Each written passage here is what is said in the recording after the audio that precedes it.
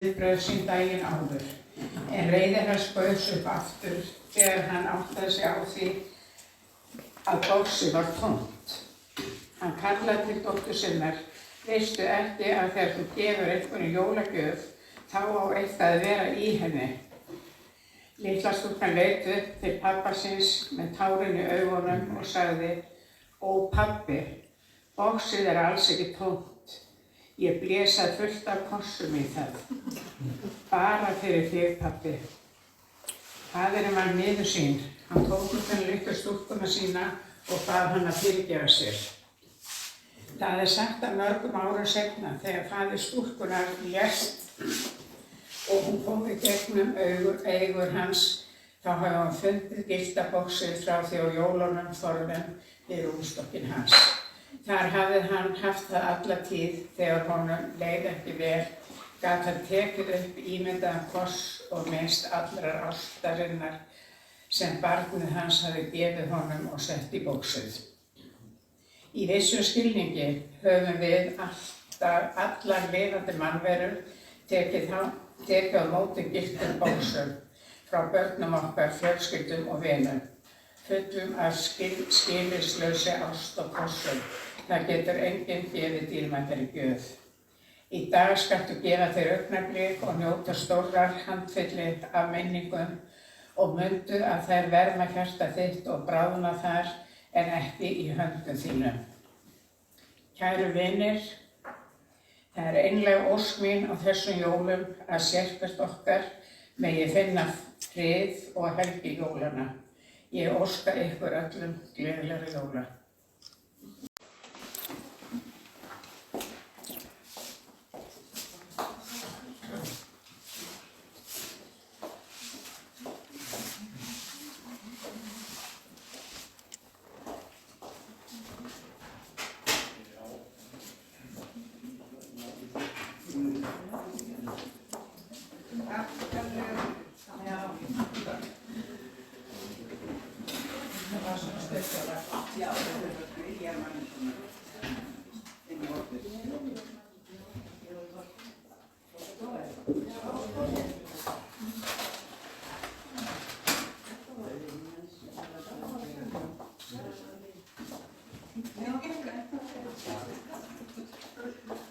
Það er svo mörg skemmtiatriði.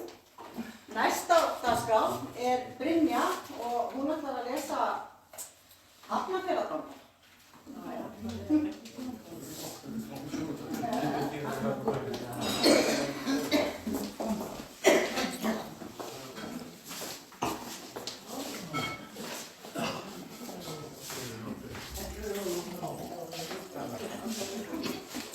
Komið þið sæl. Nú er ég komin hálfa leið til Hafnarfjarðar.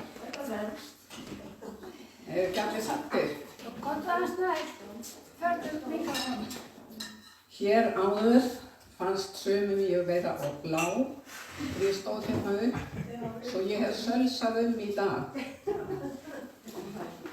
Veistu að hverju Hafnfirðingar alltaf með hendurnar í vösunum? Þeir skamma sig svo fyrir hvað puttarnir eru mislangir. Hafnfirðingar voru í sveitaferð og rútan stoppaði við bóndabæ. Þegar þeir fóru með bóndanum til að skoða fjósið, leit einn Hafnfirðingurinn með miklum spekingssvip á bóndan og spurði: ertu ennþá með beljur hérna? Já, auðvitað, ég er með 40 kýr. Merkilegt, sagði Hafnfirðingurinn og bætti svo við: en getur það virkilega borgað sig núna þegar mjólkin fæst í fernum alls staðar? Hafnfirðingur sagði við konu sína: ég held að við ættum að setja upp fuglarhræðu í garðinum okkar. En þá segir konan: það er algjör óþarfi, ég er alltaf í garðinum sjálf. Það skeiði í Hafnarfirði að tvær gamlar konur voru að tala saman landsins gagn og nauðsynjar. Önnur segir við hina: ég las það í Mogganum daginn að gamalli konu hefði verið nauðgað í Kópavogi. Það er ekkert skrítið, sagði þá hinn gamla. Þeir gera svo mikið fyrir gamla fólkið í Kópavogi.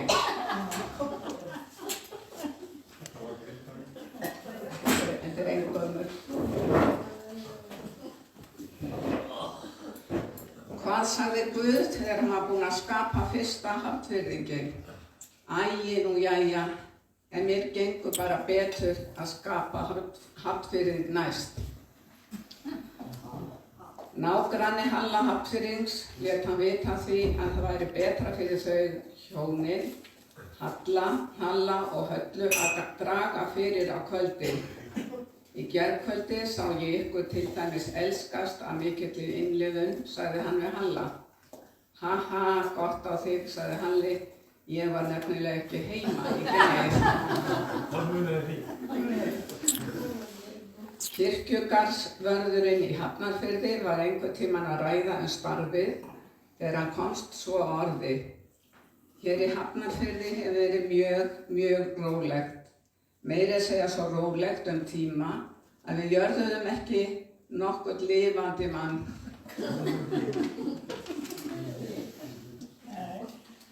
Af hverju fengu Hafnfirðingar örlítið stærri heila en hundar? Til þess að þeir gætu migið utan í fótleggina á fínu frúnum. Því það voru alltaf hundarnir sem gerðu það. Af hverju eru Hafnfirðingar svona lengi að þvo hjá sér kjallaragluggana? Vegna þess að það tekur svo langan tíma fyrir þá að grafa fyrir stiganum. Þessu var komið á staura í Hafnarfirði.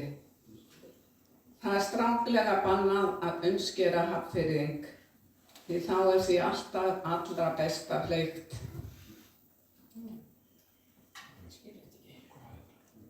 Svo var það Hafnfirðingurinn sem hélt að rjóminn væri dýrari en mjólkin vegna þess að beljurnar ættu svo erfitt með að setjast á litlu fernurnar.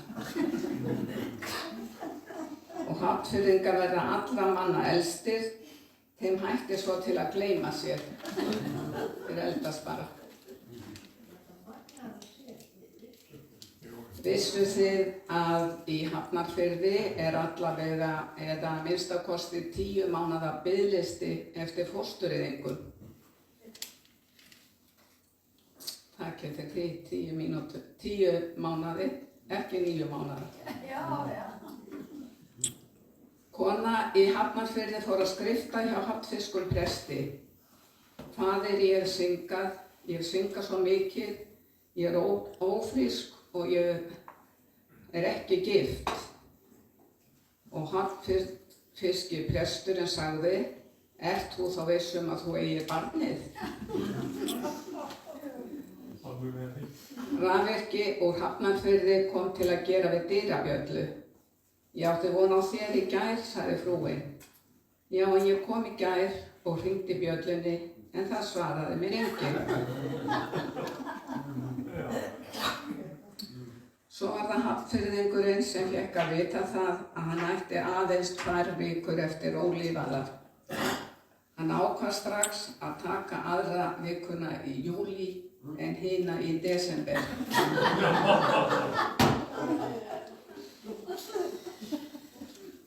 Hvernig heldur það 2 hafnfirskir broddgestir elskist? Ég veit það. Þeir elskast áreiðanlega mjög varlega.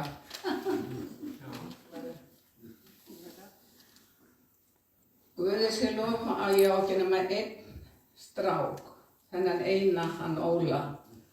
Og nú verður það ekki meira. Nú eignast ég ekki fleiri börn fyrst ég er orðinn næturvörður. Lítill snáði spurði pappa sinn, pabbi, hvernig stafar þú koníak? Það stafar maður ekki, drengur minn, maður bara drekkur það.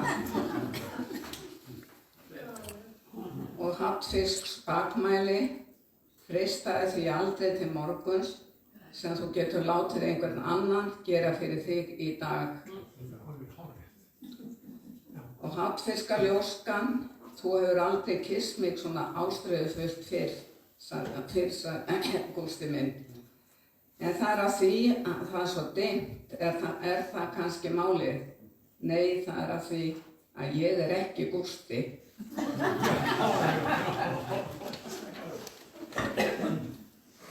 Hafið þið heyrt hafnfiska prófessorinn sem var spurður hvort konan hans hafi fætt tvíbura og hvort það hafi verið drengir eða stúlkur. Hann svaraði, ef ég man rétt, þá annar drengur en hitt stúlka, en það getur líka alveg verið öfugt. Læknirinn við döpur hjón, ég get ímyndað mér að þér og eiginmaður yðar hafið þungar áhyggjur út af því að þið hafið ekki eignast nein börn. Eiginkonan, já. Við höfum líka átt mjög margar svefnlausar nætur út af því. Og svo hérna einn í lokin. Í samkvæmi í Hafnarfirði var maður nokkur sem notaði hvert tækifæri til að hæla ætt sinni og voru gestirnir löngu orðnir leiðir á þessu groppi mannsins. Loksins þraut einn gestan að þolinmæðina og sagði, þessi ágæta ætt þín minnir mig á kartöflugras. Það sló þögn og undrun á gestina, en gesturinn bætti við til skýringar. Mér virðist nefnilega að það besta af henni, ættinni sko, sé neðanjarðar og það besta sé í moldinni.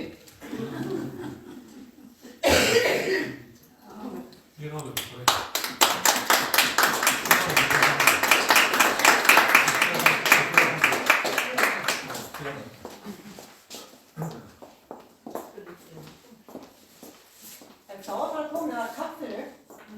Þá byrjum við öfust núna, er það ekki? Byrjum á þessu borði.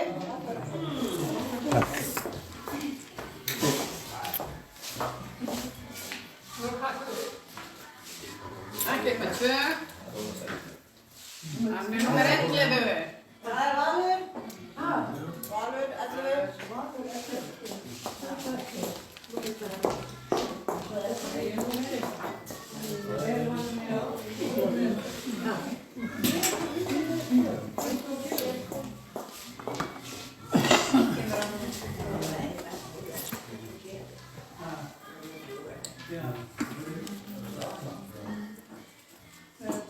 Þessi pakki númer 15. Ég man afstæði á súpu þegar ég kom í fyrra. Ég kom. Sko, þetta hérna spurt og svarað. Þið fáið 2 spjöld og öðru stendur spurt og hitt stendur svarað. Og ég ætla að hafa það, ég ætla ekki að láta Sveinum á það, eins og ég fyrir það. Ég ætla að láta Ínesi spyrja Gyðu og... Það bara sessi með þetta kvörf þarna. Já. Svo getum við farið aðra ferð til þetta mörg spjöld, ef þið viljið. Já. Ok.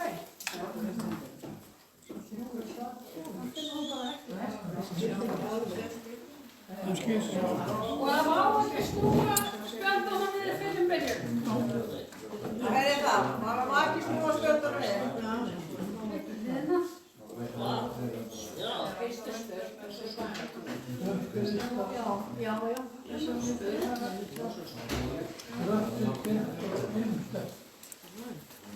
Svarað.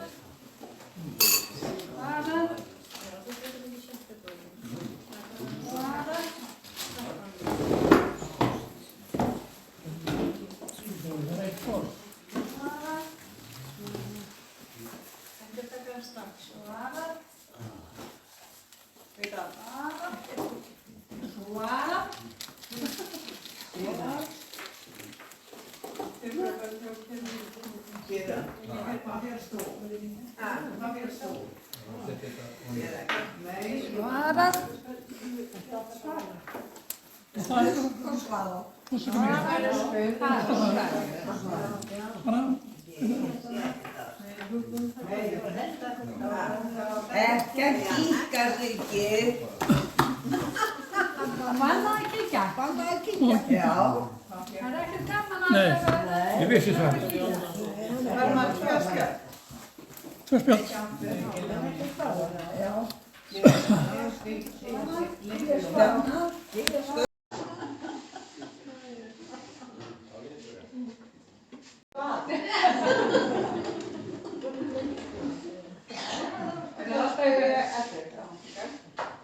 Ferðu oft á veitingastað? Eingöngu á jólum. Valur, er að spyrja það? Ertu góður elskvili? Bara þegar ég gisti á fínum hótel.